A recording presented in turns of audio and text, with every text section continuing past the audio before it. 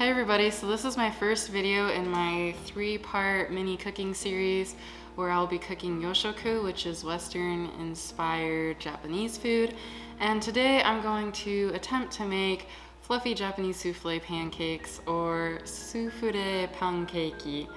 And so I tried looking for the origin story of these. They're fairly recent, like within the past 10 years I believe is when they started becoming popular.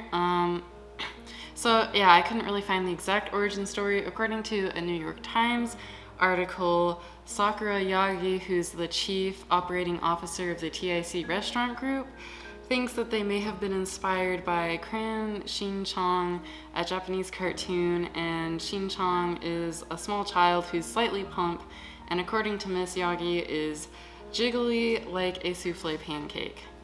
And the TIC restaurant group owns the Japanese coffee house High Collar, and High Collar started serving their pancakes about 6 years ago. And Miss Yagi says that she thinks they're actually a precursor to the souffle pancake. And then in 2014, 2 shops in Osaka started selling their souffle pancakes, and eventually they opened up in Tokyo and started selling souffle pancakes there. And then by 2016, souffle pancakes had become really popular all over Instagram, and people are always trying to recreate them and see if they can make the fluffiest pancake. So these are the ingredients. We have 12 eggs. This recipe, the original recipe is only for 1 serving, and I have 6 people in my family, so I hextupled the recipe.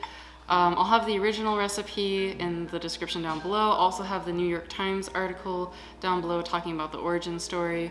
But yeah, so all these amounts have been multiplied by 6. So I have 12 eggs here. I have 1.5 cups of cake flour. I have 3/4 cup of sugar, 1/2 cup and 1 tablespoon of whole milk, 1.5 teaspoons of vanilla extract, 3 teaspoons of baking powder, and then some water. It's not measured, just some water for steaming the pancakes while they're cooking, and some oil for greasing the pan. Okay, so we have our ingredients, and we're going to start with separating the egg whites and egg yolks into 2 different bowls. So let's see if I can do this without getting a bunch of eggshells everywhere.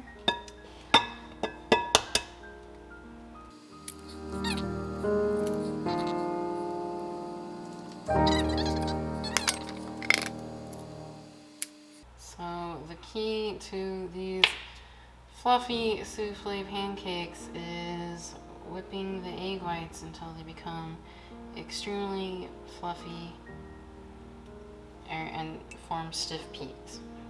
So I'm just going to go ahead and crack all of these eggs, and it's probably going to take a while, so see you in a little bit.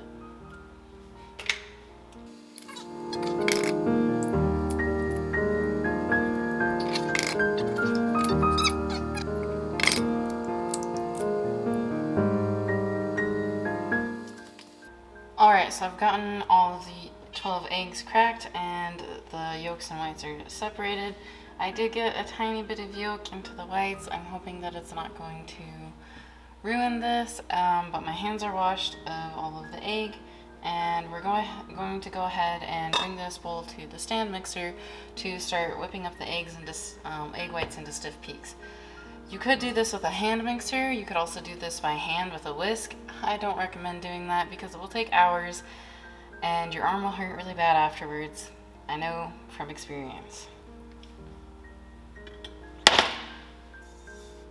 Alright, so before we whip the eggs, actually what we want to do is we need to put the bowl with the egg whites into the freezer for 15 minutes to help the meringue form.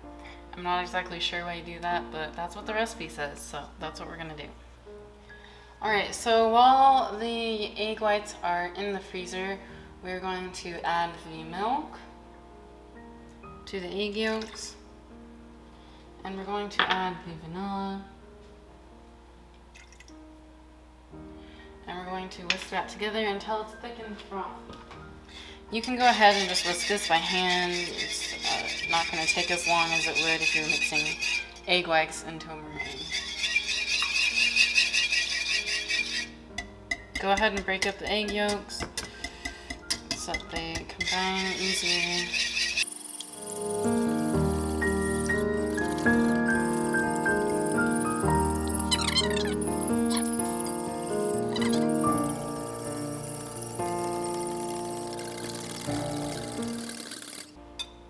Alright, so these should be frothy enough based on the recipe. If you are making the original amount, only one serving, it should probably be a lot easier to get the egg yolks to be frothy.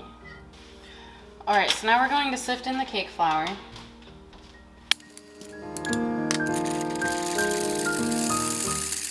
And we're also going to sift in the baking powder.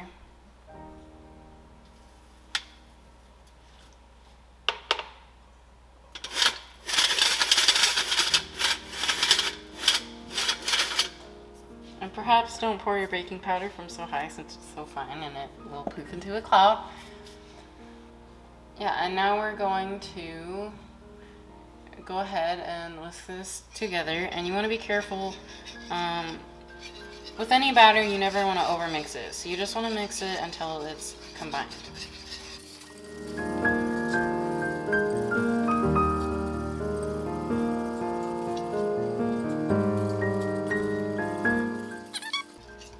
You want your batter to be thoroughly combined. With normal pancakes, you usually might have a bit more chunks than you would want in this batter. But you might still have a few chunks of flour.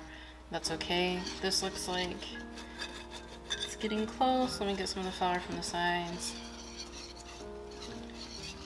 And that should be good. So now we're going to wait for the few more minutes until the egg whites are ready to come out of the freezer, and then we'll start whisking those. Okay, so my first attempt at the meringue did not work out. There was too much egg yolk when I cracked the eggs, so you need to be extremely careful not to get any yolk into your egg whites, or they will start to foam up and seem like they're working, but they will never form peaks. The method I used the second time was I had 3 different bowls, and I would crack the egg into one bowl, move the yolk over, and then pour that egg white into a third bowl, so that every single time I was cracking the next egg into an empty bowl, so that I didn't contaminate all of the egg whites at once with yolk if the yolk accidentally broke. So here are my new egg whites that I cracked. I put them in the freezer longer this time, so they're half frozen like the recipe says that they should be. So if you're doing the original recipe, which only has 2 eggs in it, it should become half frozen within 15 minutes. But since I have 12 eggs, it took almost an hour for it to become half frozen, but now it's ready. So we're gonna go ahead and whisk it again until it becomes white and frothy, and then we will add in the sugar like we did before.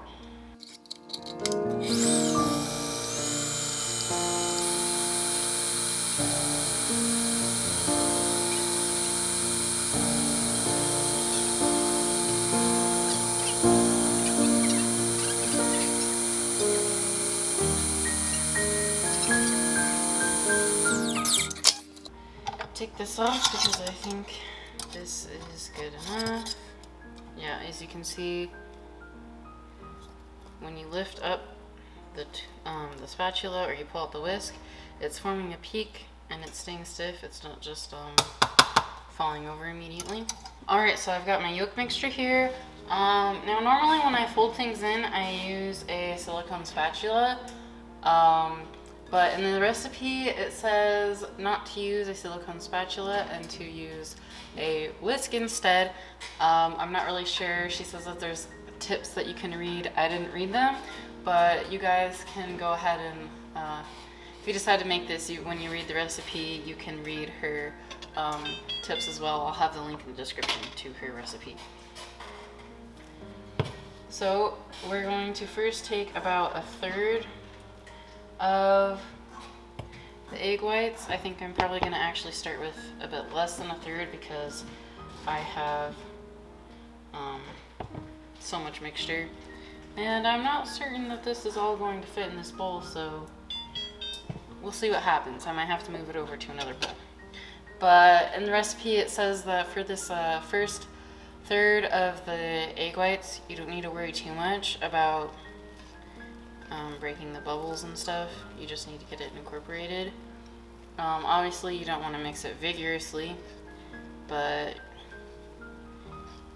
you don't need to worry too much about breaking the bubbles.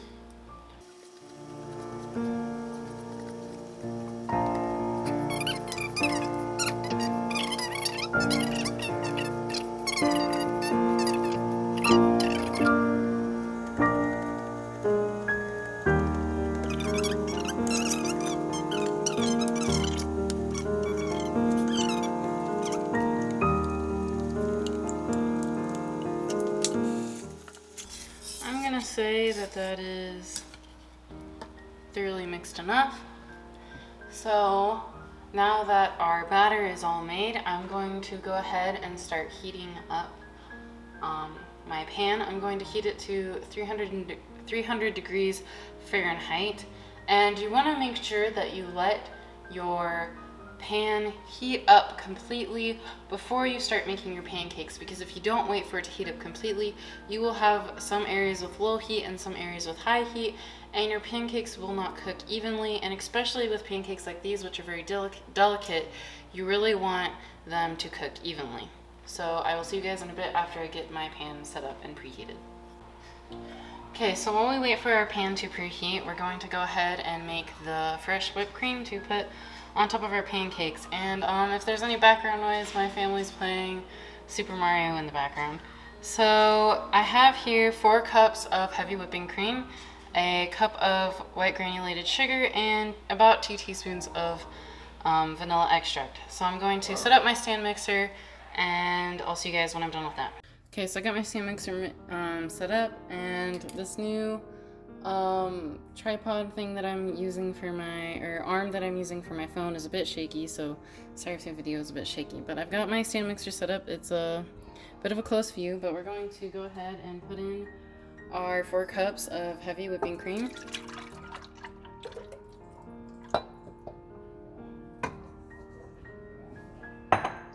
And I'm going to lift up the bowl if I can. And then I'm going to start it mixing. Okay, so I'm going to start it mixing, and then I'm going to slowly be adding in the sugar and the vanilla.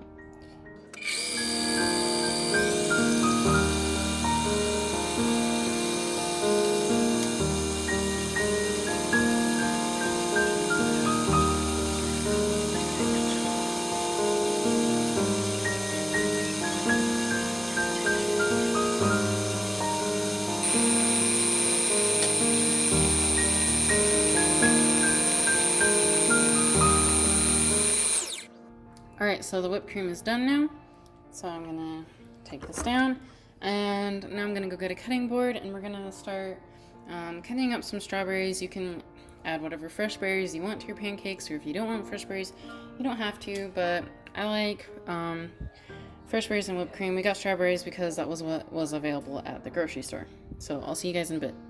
Okay, so I've got my strawberries, I have a paring knife and a cutting board, and we're gonna go ahead and start chopping up these strawberries for our pancakes. So I'm just going to chop off the tops like this, and then slice them. And be careful not to cut yourself, because that's not fun. So now I'm just going to go ahead, slice the rest of these strawberries, and I'll probably speed up this part because it's going to take a little while. And so I'll come back when I'm done. See you guys soon.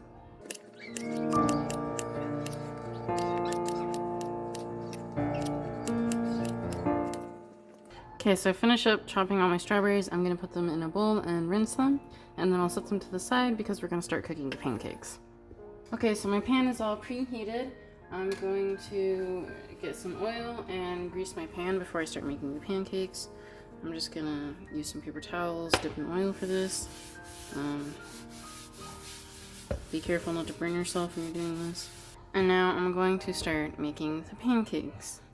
You want to use a serving spoon that's slightly bigger than a regular spoon, or perhaps a very small ladle if you have one. And we're going to start at making 3 pancakes, and 3 pancakes is 1 serving size. So each pancake is going to have about 4 scoops of batter. We're going to start out with 2 scoops for each pancake. So I'm going to just grab some, put it down, grab another scoop. Remember, you want to be gentle with the batter so that you're not popping too many of the bubbles.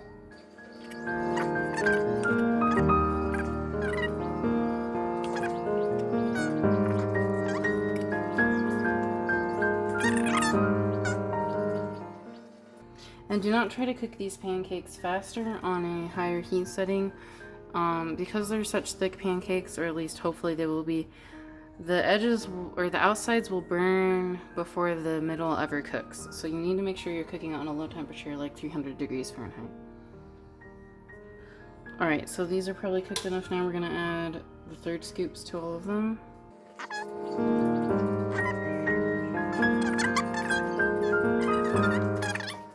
And just put a little bit of the water in. It's going to pop a little because of the oil.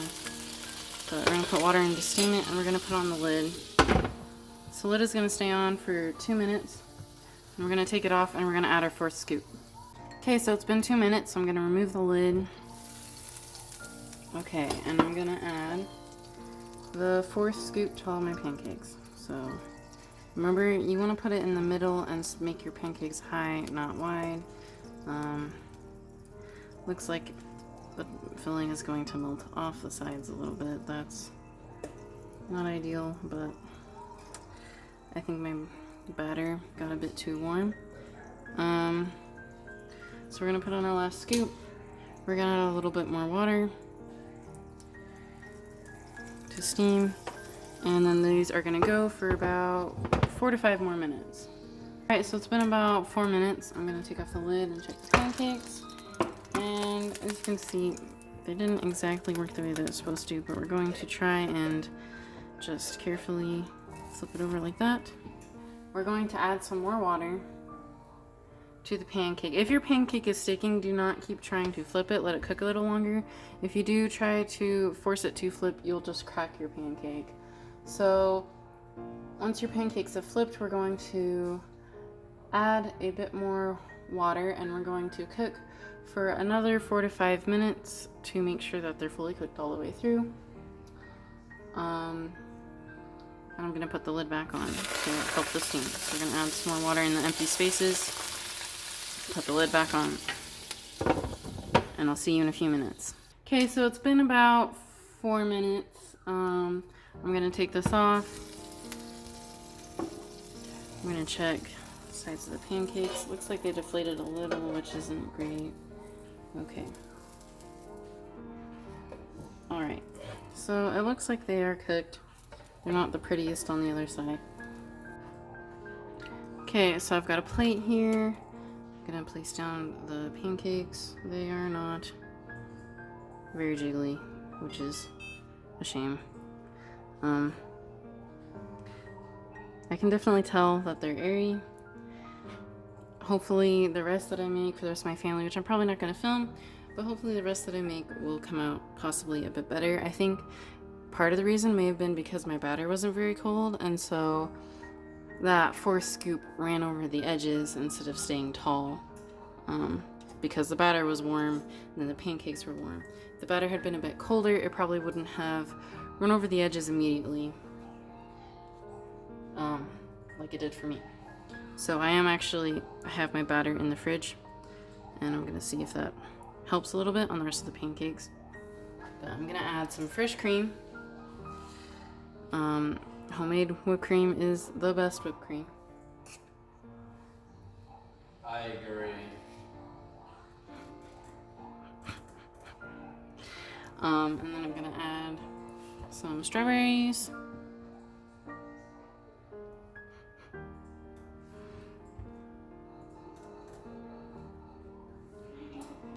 And top it all off. Going to add a tiny bit of powdered sugar. Just gonna sift some on. And there we go, my Japanese fluffy souffle pancakes. I'll go ahead ahead and try a bite really quick. See what it tastes like with strawberry, and let's get some cream.